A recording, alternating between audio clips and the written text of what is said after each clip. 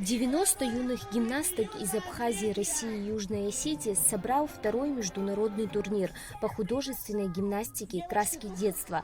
Организатором мероприятия выступили Федерация художественной гимнастики города Сухум, Национальный союз гимнастических дисциплин, Департамент по делам молодежи и спорта и Управление образования города Сухум. Для нас это большой праздник. Из года в год мы видим, что у нас развивается в городе Сухум именно художественная гимнастика.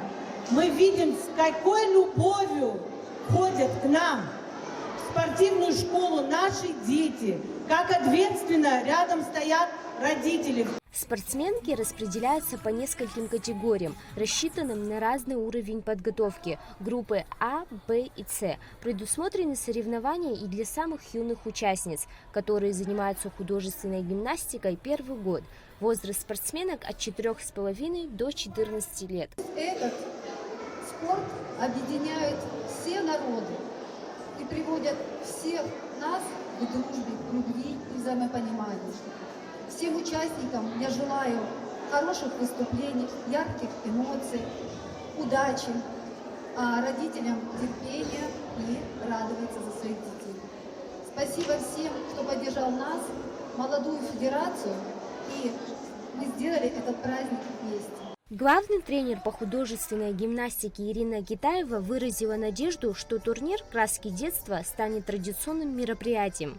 Это второй уже наш традиционный турнир «Краски детства», который проходит в Сухуми. По некоторым обстоятельствам не получалось у нас пару лет провести этот турнир. Всегда в конце сезона. Надеемся, он будет традиционный. Мы проводим турнир «Краски детства», открытый турнир, на который приглашаем все команды. Особенно волнительны эти соревнования для юных гимнасток, ведь для многих из них это первый шаг в спортивной карьере. Маленькая